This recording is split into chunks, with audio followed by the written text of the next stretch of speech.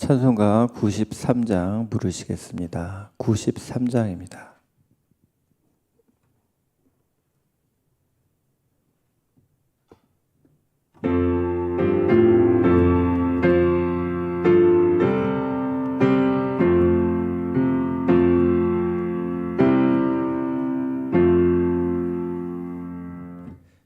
예수는 나의 힘이요 내 생명 되시니 그 주 예수 떠나 살면 죄 중에 빠지리 눈물이 앞을 가리고 내 맘에 근심 쌓일 때 위로하고 힘주시리 주 예수. 예수는 나의 힘이요 내 친구 되시니 그네를 간구하면 풍성히 받으리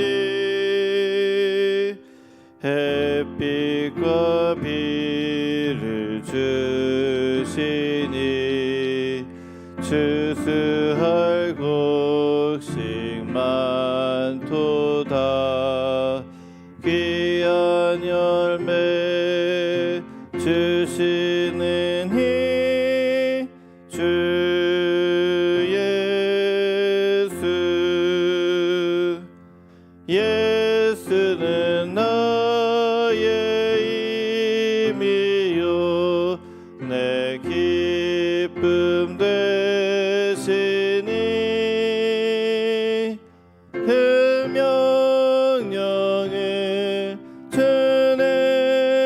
준행하여 늘 충성하겠네 주야로 보호하시며 바른 길 가게 하시니 의지하고 따라가니 주 예수. 예수는 나의 힘이요 내 소망 되시니 이 세상을 떠나갈 때 곧 영생 얻으리 한없는 복을 주시고 영원한 기쁨 주시니 나의 생명 나의 기쁨 주 예수. 이 시간 우리 찬양단을 위해서 기도하겠습니다. 아이네오 그레이스 피데스 찬양단의 성령의 기름을 충만히 부어주셔서 주님을 영화롭게 하고 능력이 나타나는 그러한 찬양단이 될 수 있도록 기도하겠습니다. 또한 찬양단의 단장, 인도자, 단원들을 지키시고 삶에 충만한 복을 내려주시며 은혜를 충만하게 하사 매일 찬양이 흘러넘치게 하시고 또 믿음으로 선포할 때 어둠이 물러가고 주님의 영광이 드러날 수 있도록 중보하며 기도하겠습니다.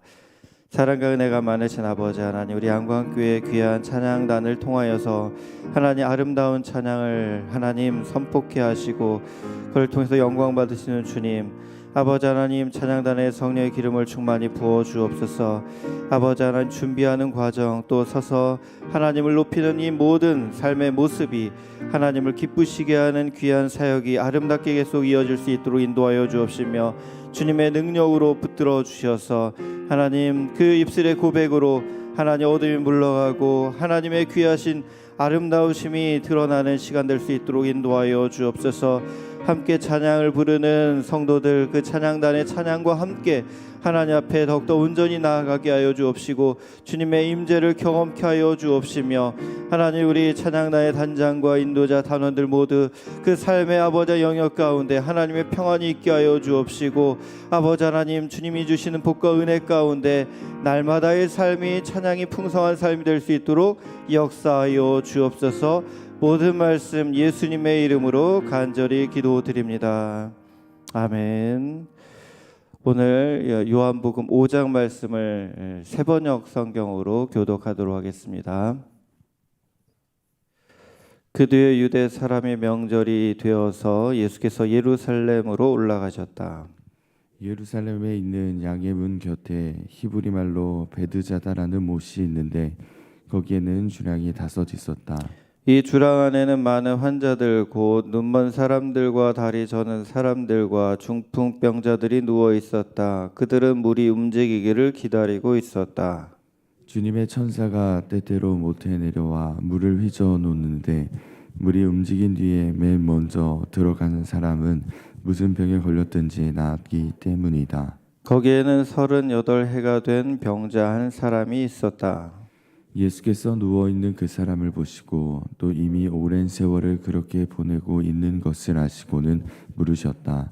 낫고 싶으냐? 그 병자가 대답하였다. 주님, 물이 움직일 때 나를 들어서 못에다가 넣어주는 사람이 없습니다.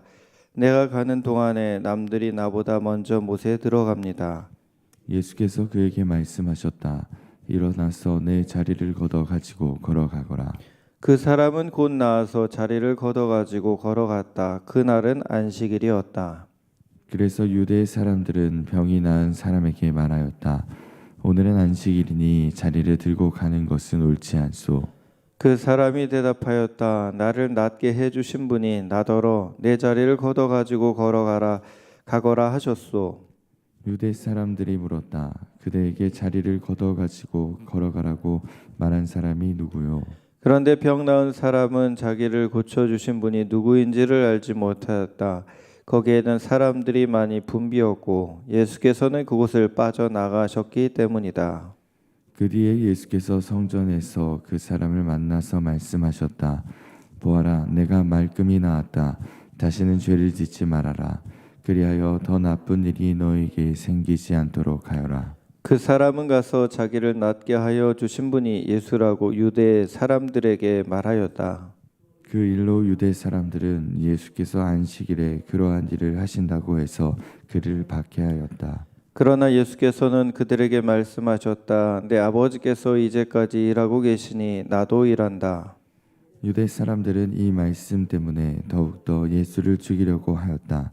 그것은 예수께서 안식일을 범하셨을 뿐만 아니라 하나님을 자기의 아버지라고 불러서 자기를 하나님과 동등한 위치에 놓으셨기 때문이다.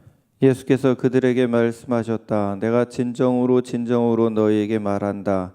아들은 아버지께서 하시는 것을 보는 대로 따라할 뿐이요 아무것도 마음대로 할 수 없다. 아버지께서 하시는 일은 무엇이든지 아들도 그대로 한다. 아버지께서는 아들을 사랑하셔서 하시는 일을 모두 아들에게 보여주시기 때문이다. 또한 이보다 더 큰 일들을 아들에게 보여주셔서 너희를 놀라게 하실 것이다. 아버지께서 죽은 사람들을 일으켜 살리시니 아들도 자기가 원하는 사람들을 살린다. 아버지께서는 아무도 심판하지 않으시고 심판하는 일을 모두 아들에게 맡기셨다. 그것은 모든 사람이 아버지를 공경하듯이 아들도 공경하게 하려는 것이다. 아들을 공경하지 않는 사람은 아들을 보내신 아버지도 공경하지 않는다. 내가 진정으로 너희에게 말한다. 내 말을 듣고 또 나를 보내신 분을 믿는 사람은 영원한 생명을 가지고 있는 심판을 받지 않는다. 그는 죽음에서 생명으로 옮겨갔다.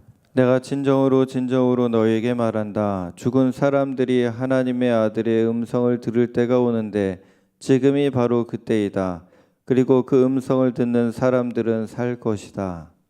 그것은 아버지께서 자기 속에 생명을 가지고 계신 것 같이 아들에게도 생명을 주셔서 그 속에 생명을 가지게 하여 주셨기 때문이다. 또 아버지께서는 아들에게 심판하는 권한을 주셨다. 그것은 아들이 인자이기 때문이다. 이 말에 놀라지 말아라. 무덤 속에 있는 사람들이 다 그의 음성을 들을 때가 온다. 선한 일을 한 사람들은 부활하여 생명을 얻고 악한 일을 한 사람들은 부활하여 심판을 받는다. 나는 아무것도 내 마음대로 할 수가 없다. 나는 아버지께서 하라고 하시는 대로 심판한다. 내 심판은 올바르다. 그것은 내가 내 뜻대로 하려 하지 않고 나를 보내신 분의 뜻대로 하려 하기 때문이다. 내가 내 자신을 위하여 증언한다면 내 증언은 참되지 못하다. 나를 위하여 증언하여 주신 분은 따로 있다. 나를 위하여 증언하시는 그 증언이 참되다는 것을 나는 안다. 너희가 요한에게 사람을 보냈을 때 그는 이 진리를 증언하였다. 내가 이 말을 하는 것은 내가 사람의 증언이 필요해서가 아니다. 그것은 다만 너희로 하여금 구원을 얻게 하려는 것이다. 요한은 타오르면서 빛을 내는 등불이었다. 너희는 잠시 동안 그의 빛 속에서 즐거워하려 하였다. 그러나 나에게는 요한의 증언보다 더 큰 증언이 있다. 아버지께서 나에게 완성하라고 주신 일들, 곧 내가 지금 하고 있는 바로 그 일들이 아버지께서 나를 보내셨다는 것을 증언하여 준다. 또 나를 보내신 아버지께서 친히 나를 위하여 증언하여 주셨다. 너희는 그 음성을 들은 일도 없고 그 모습을 본 일도 없다. 또 그 말씀이 너희 속에 머물러 있지도 않다. 그것은 너희가 그분이 보내신 이를 믿지 않기 때문이다. 너희가 성경을 연구하는 것은 영원한 생명이 그 안에 있다고 생각하기 때문이다. 성경은 나에 대하여 증언하고 있다. 그런데 너희는 생명을 얻으려 나에게 오려고 하지 않는다. 나는 사람에게서 영광을 받지 않는다. 너희에게 하나님을 사랑하는 마음이 없는 것도 나는 알고 있다. 내가 내 아버지의 이름으로 왔는데 너희는 나를 영접하지 않는다. 그러나 다른 이가 자기 이름으로 오면 너희는 그를 영접할 것이다. 너희는 서로 영광을 주고받으면서 오직 한 분이신 하나님께 주시는 영광은 구하지 않으니 어떻게 믿을 수 있겠느냐. 내가 너희를 아버지께 고발하리라고는 생각하지 말아라. 너희를 고발하는 이는 너희가 희망을 걸어온 모세이다. 너희가 모세를 믿었더라면 나를 믿었을 것이다. 모세가 나를 두고 썼기 때문이다. 함께 보십니다. 그러나 너희가 모세의 글을 믿지 않으니 어떻게 내 말을 믿겠느냐. 아멘. 오늘도 주님으로 기뻐하는 귀한 날 되시기를 축복합니다. 몸이 아프면요, 우리는 모든 게 묶여 버립니다. 육신적으로든 정신적으로까지도 우리는 매임을 받게 됩니다. 그러니까 몸만 아픈 걸로 끝나는 게 아니죠. 정신적으로도 우리는 피폐해지기 쉽고요. 마음도 아프고 더 심하게 되면 우리의 신앙도 많이 흔들릴 수가 있습니다. 그 통증은 우리가 자꾸 고통을 생각하게 되고 또 이 고통 앞에서 우리는 두려움이 찾아오고 또 염려와 근심이 많아집니다. 그리고 마음의 근심과 평안도 떠나게 됩니다. 병원에 가서 이렇게 나으면 굉장히 좋은 일이지만 병원에서도 어떻게 딱히 치료 방법이 없다라고 했을 경우에는 우리의 심령은 나락으로 이렇게 빠져가는 경우도 있습니다. 그럼 이 세상에서 질병이 없으면 얼마나 좋겠습니까? 지금도 여전히 질병 때문에 힘들어하는 분들도 많이 계시고요. 또 나이를 먹는다는 것은 우리 몸의 기능들이 약해지면서 질병에 취약하게 되고 그래서 또 병약하게 되는 것들이 또 일반적인 모습입니다. 그래서 육신의 옷을 입고 있는 한 이 땅에서는 우리가 이 질병에서 자유할 수 있는 분은 거의 없습니다. 천국은 질병이 없는 아픈 곳이 없는 곳인데 이 땅은 그렇지 않다는 것이죠. 그러면 질병이 있을 수밖에 없는 이 세상에서 살아갈 때 우리는 어떻게 살아가야 되느냐? 질병 앞에서 우리는 어떠한 마음의 자세를 가지고 대처해야 되느냐, 이것이 큰 숙제가 아닐 수 없습니다. 오늘 말씀은 이것에 대해서 우리에게 아주 귀한 그 길잡이 역할을 하는 그런 말씀이 나오고 있습니다. 예수님께서는 유대인의 명절에 예루살렘으로 올라가셨습니다. 거기에 베데스다라고 하는 연못, 작은 저수지에 이제 38년 된 중풍병자를 만나시죠. 중풍병으로 인해서 움직일 수도 없고 그리고 누워만 있는 그 상태인 이 환자. 그런데 이 환자를 가만히 생각해 보면 태어날 때부터 중풍병은 아니었던 거죠. 잘 건강하게 살다가 이 중풍병으로 인해서 몸져 눕게 되는 그러한 삶을 산 지가 벌써 38년이 된 것입니다. 이 환자의 마음이 어땠을까요? 세상의 의술로는 치유할 수 없는 상태였습니다. 신락 같은 희망이라고는 이 베데스다 연못에 가끔 천사가 물을 휘저을 때 제일 먼저 들어가면은 나음을 입는다고 하니까 그것에 희망을 걸고 거기 와 있었지만 그는 중풍병이라는 병 때문에 그냥 볼 수는 있지만 움직일 수가 없다는, 뭔가 날 가능성은 조금 있지만 이룰 수 있는 그런 그 여지는 없는, 뭔가 굉장히 희망 고문 같은 그런 상황 가운데 그냥 다른 사람들이 낫는 것을 뭐 보기도 했겠지만 참 고통스럽게 그 안에 그 자리에 있었던 것으로 보여집니다. 그렇다고 다른 데로 가자니 뭐 갈 데도 없고 뭐 어떻게 할 수 없는 그러한 그냥 사면초가의 그런 상황 가운데 이 사람은 그냥 거기서 그렇게 오랜 세월 있었던 것입니다. 살아도 사는 게 아닌 그런 마음으로 예수님은 바로 그 사람을 만나러 가신 것입니다. 이 대목에서 저는 잃은 양을 찾으시는 그런 찾는 그 목자의 심령, 예수님이 바로 그러한 마음으로 그 상한 심령의 그 환자를 찾으러 가신 것이 생각이 납니다. 심령이 상하고 육신의 질고로 고통당한 이들을 예수님이 찾아가시는구나. 힘들고 어렵고 외롭고 지친 사람들을 예수님은 만나러 가시는구나. 우리의 고통의 현장에 예수님은 찾아오신다라는 것을 보여주고 계십니다. 우리가 직접 예수님을 찾아가지 않아도, 우리가 예수님을 찾을 수 없어도 이미 예수님은 우리를 위해서 찾아오신다라는 것을 보여주는 그러한 말씀인 것입니다. 예수님이 어디 계십니까? 주님, 내 이야기를 듣고 계십니까? 부르짖을 때 이미 예수님은 우리 곁에 와 있고 계시고, 그래서 우리가 필요한 것은 함께 하시는 주님을 보는 믿음의 눈인 것입니다. 그러한 예수님을 오늘도 만나면서 그 주님과 마음의 깊은 대화를 나누시고 주님의 은혜를 힘입으시기를 주님의 이름으로 축복합니다. 주님은 찾아오셔서 제일 먼저 무엇을 하셨느냐? 병을 고쳐주지 않으셨습니다. 예수님은 먼저 대화를 나누십니다. 저는 이것도 굉장히 중요한 부분이라고 생각이 됩니다. 예수님과의 인격적인 관계가 치유보다 우선된다는 것을 우리는 알아야만 합니다. 우리가 왜 예수님을 만납니까? 문제 해결을 위해서 좋습니다. 왜 우리가 예수님께 부르짖습니까? 뭐 나음을 입기 위해서, 뭐 복을 받기 위해서 다 괜찮습니다. 그런데 예수님은 우리를 왜 만나십니까?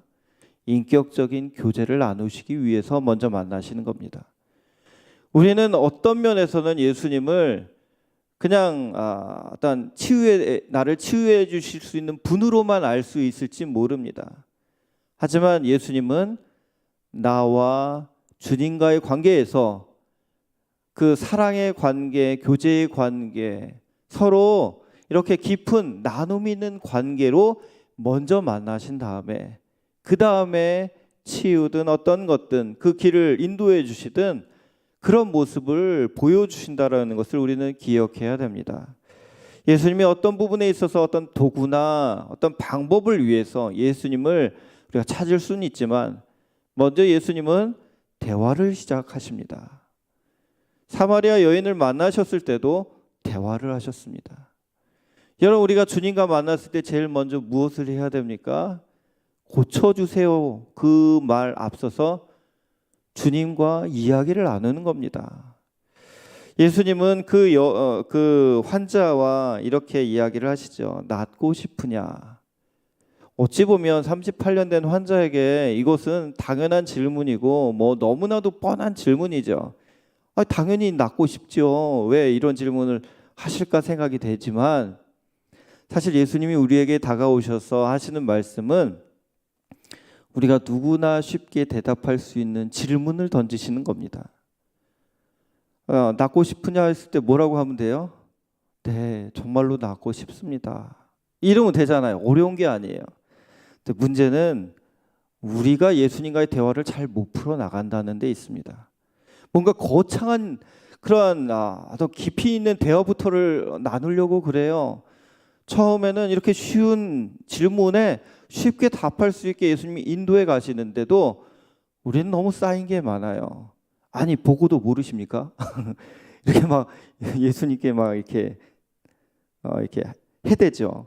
당연한 것 아니냐고 이렇게 따지죠. 여러분, 우리가 가끔은 예수님과 여유를 가지고 이야기하는 것들이 필요합니다. 예수님 왜 모르시겠습니까? 모르면서 물어보시는 게 아니거든요. 대화라는 것은 알아도 하나하나 얘기를 나누는 거예요. 어제 얘기했어도 어제 물어봤어도 오늘 물어볼 수 있는 거잖아요. 근데 어제 얘기했는데 오늘 또 왜 물어봐 이러면은 얼마나 무한합니까? 근데 우리가 사람과의 관계에서도요, 가시가 너무 많아요. 누군가가 이렇게 물어봤을 때 이거 보고도 몰라? 막 이러면서 막 쏘아붙일 때 얼마나 많습니까? 이런 것은 사실은 우리 마음에 여유가 없고 은혜가 없기 때문에 그냥 편안하게 얘기할 수 있는데, 어려운 질문도 아닌데 너무나도 거칠게 표현되는 것들이 얼마나 많은지 다시 한번 생각하게 됩니다. 이 환자에게 예수님이 질문하셨을 때 이 환자는 네, 아멘이라고 대답하기보다는 7절 말씀에 이렇게 얘기를 하죠. 주님, 물이 움직일 때 나를 들어서 못에다가 넣어주는 사람이 없습니다. 내가 가는 동안에 남들이 나보다 먼저 못에 들어갑니다. 자, 이 말은 뭐죠? 사실입니다. 그동안에 겪어왔던 팩트, 그동안 보아왔던 것을 이야기를 합니다. 근데 문제는 현실의 장벽을 보지만 이 사람은, 예수님은 그 장벽을 부수고 그 사람에게 자유를 주시는 분이시라는 사실은, 진실은 보지 못하고 있다라는 것, 그것이 안타까운 대목입니다. 사실과 진실, 이 차이를 우리는 알아야 됩니다. 가나안 땅을 앞두고 10명의 정탐꾼은 사실만 보고합니다. 그리고 자기들이 당연히 약하거든요. 자기들 힘으로 못 이긴다는 사실을 얘기해요. 그런데 두 정탐꾼 여호수아와 갈렙은 진실을 얘기합니다. 하나님이 우리에게 보내셨으니까 이 땅은 우리 겁니다. 이게 바로 진실입니다. 여러분은 사실만 보십니까? 아니면 진실을 보고 계십니까? 우리는 예수님을 믿는 그 믿음으로 바라보는 것이 필요합니다. 그렇지 않으면 세상 사람과 다를 바 없이 살아가는 그러한 모습일 수가 있습니다. 이 환자는 38년 동안 그런 것을 보면서 몸과 마음과 모든 것이 무너진 상태라 그렇게 얘기하는 것, 우리가 이해가 되지 않습니까? 근데 여러분들의 삶 가운데 여러분들의 입술의 말은 어떤 언어가 나오고 있습니까? 만약에 그렇지 못하다면 나에게도 이런 중풍병자 같은 그러한 이런 믿음이 연약한 모습에서 진실을 말하지 못하고 하나님의 능력을 선포하지 못하는 것이 없는지 한번 돌아보시기 바랍니다. 우리가 해야 될 것은 무엇입니까? 나를 하나님께 맡기고 하나님의 말씀에 순종하는 겁니다. 예수님께서 이 환자의 그 얘기를 들으시고 공감하지 않으셨어요. 바로 말씀을 하셨거든요. 이게 되게 중요합니다. 예수님이 우리에게 너 그럴 수밖에 없어 이렇게 얘기하시기도 하지만 이 환자한테 그래 넌 38년 동안 고생했으니까 그럴 수도 있지 이렇게 그 얘기로 이렇게 하신 게 아니라 바로 8절 말씀에 이렇게 얘기하시죠. 예수께서 그에게 말씀하셨다. 일어나서 내 자리를 걷어가지고 걸어가거라. 9절에 보시면 그 사람은 곧 나와서 자리를 걷어가지고 걸어갔다. 그날은 안식일이었다. 자, 세 가지 명령을 하십니다. 일어나라, 내 자리를 걷어라, 그리고 그것을 가지고 걸어가라. 자, 이 말씀을 하시자마자 그 사람은 나았다라고 되어 있습니다. 그리고 그 나음 입은 몸으로 일어나서 자리를 걷어가지고 걸어갔습니다. 자, 여기서 이 사람이 그 말씀을 듣고 일어나려고 할 때 나음 받은 게 아닙니다. 일어나려는 의지를 보이니까 나은 게 아닙니다. 일방적으로 치유가 있었고 이 사람은 치유받은 몸으로 일어났다는 거예요. 우리가 살아갈 때에 예수님의 음성을 듣는 이유가 무엇입니까? 예수님이 말씀하셨다면 이미 그것은 이루었다라는 뜻입니다. 우리가 해야 될 건 뭡니까? 순종하면 된다는 거예요. 이 사람에게 필요한 것은 이미 치유를 받았으니까 그 말씀대로 일어나면 되는 거예요. 자리를 걷으면 돼요. 걸어가면 되는 거예요. 근데 우리는 예수님이 말씀하신 그 부분에 대해서도 자꾸 의심해요. 말씀하셨다면 이미 이루셨다라는 얘기인데 왜 안 될까? 이런 마음으로 계속 힘들어하는 거거든요. 예수님이 여러분에게 무슨 말씀을 하셨습니까? 아직 그것에 대해서 응답이 없다면 기다리면서 하나님의 마음을 알아야 되는 거예요. 그런데 응답을 하셨다면 우리가 그 응답의 말씀을 믿음으로 받아들이고 순종하시기를 주님의 이름으로 축복합니다. 끝으로 예수님은 그 이하 말씀은 당신이 누구신지에 대해서 사람들에게 이야기를 나누는 대목입니다. 그런데 이 말씀 가운데는 하나님과 하나님 아버지와의 관계, 독자적으로 나는 누구다라고 얘기를 한마디도 안 하시는 거예요. 처음부터 끝까지 예수님은 하나님 아버지의 관계성 속에서 당신 자신 예수님에 대해서 설명을 하시고 안내를 하신다라는 것을 우리는 알아야 됩니다.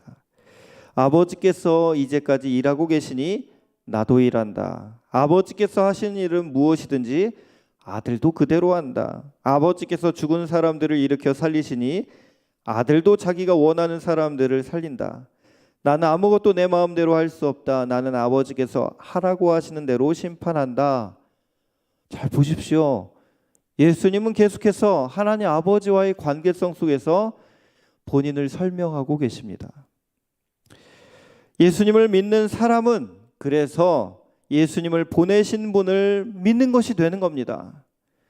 그래서 예수님을 믿는 사람은 하나님이 주신 그 생명을 얻어서 심판을 받지 않는다 이렇게 말씀하고 계십니다. 여러분, 하나님을 믿는데 예수님을 안 믿는다? 이건 있을 수 없는 일이라는 겁니다. 예수님을 믿지 않으면서 예수님을 믿지 않으면 하나님을 믿지 않는 게 된다라는 얘기예요. 세상에 수많은 종교가 있습니다. 다들 하나님이라는 존재, 신적인 존재, 절대자를 믿는다고 하는 율신교들이 있어요. 뭐 이슬람도 그렇고 뭐 그렇잖아요. 다른 타종교인들 뭐 있잖아요. 그런데 왜 그들이 하나님을 믿는다고 하지만 구원이 없습니까? 그들은 예수님을 믿지 않기 때문입니다. 예수님께 오려고 하지 않습니다. 예수님을 영접하지 않습니다. 그렇기 때문에 그들에게는 생명이 없는 것입니다. 사랑하는 성도 여러분, 우리가 예수님을 믿는 것은 이처럼 하나님 아버지께 나아가는 유일한 길임을 끝까지 믿으시면서 그 예수님으로 인해서 주신 그 생명을 누리며 사시기를 축복합니다. 24절을 우리가 한 목소리로 다시 한번 읽도록 하겠습니다. 시작. 내가 진정으로 너희에게 말한다. 내 말을 듣고 또 나를 보내신 분을 믿는 사람은 영원한 생명을 가지고 있고 심판을 받지 않는다. 그는 죽음에서 생명으로 옮겨갔다. 예수님의 말씀을 듣고 예수님을 보내신 하나님 아버지를 믿는 사람은 영원한 생명을 가진 것이고 사망에서 생명으로 옮겨 심판을 받지 않게 되는 것입니다. 오늘도 그러한 예수님을 주님으로 고백하면서 주님의 뜻 가운데 생명의 길을 주의 생기로 힘있게 살아가시기를 주님의 이름으로 축원합니다. 두 가지를 함께 나누겠습니다. 첫 번째, 예수님께서 베데스다 환자에게 찾아오셔서 낫고 싶으냐 물으셨습니다. 내게도 낫고 싶으냐, 회복되고 싶으냐 물으실 때 어떤 대답을 하시겠습니까? 나의 필요와 아픔을 아시는 주님께 믿음의 고백을 하시기 바랍니다. 두 번째, 어려운 일은 그 자체로도 고통이지만 그로 인해 내 마음에 원망, 불평, 미움, 절망이라는 죄를 짓게 만들기도 합니다. 어려운 일 겪는 것도 억울한데 죄까지 짓게 되어 더 큰 좌절을 경험합니다. 예수님께서 38년 된 중풍병자가 병으로 인해 죄로 찌들어 있음을 보시고 다시는 죄를 짓지 말라고 하셨습니다. 나의 모습은 어떠합니까? 어려움 때문에 짓는 죄를 주님 앞에 회개하시기 바랍니다. 함께 기도하겠습니다. 오늘도 우리와 함께 하시며 우리에게 은혜를 한없이 베풀어 주신 주님, 오늘도 나를 찾아와 이미 내 마음 가운데 문을 두드리시고 함께 교제하자 말씀하시는 그 주님의 음성을 듣게 하여 주옵소서.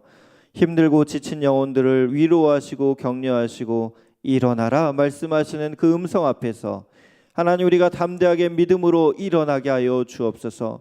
순종하게 하여 주옵소서. 주님을 찬양하며 그 기쁨 가운데 오늘도 주님께 영광을 올려드리는 삶이 될 수 있도록 인도하여 주옵소서. 귀한 예물을 올려드리며 소원을 품고 기도하는 심령들이 있습니다. 주여, 주의 날개 그늘로 품어주시고 자비한 하나님의 그 사랑을 느끼며 살아가게 하시고 오늘도 주님과 교제하면서 하나님이 주시는 생기로 인해서 승리하는 인생 될 수 있도록 복내려 주옵소서. 예수님의 이름으로 기도드립니다. 아멘.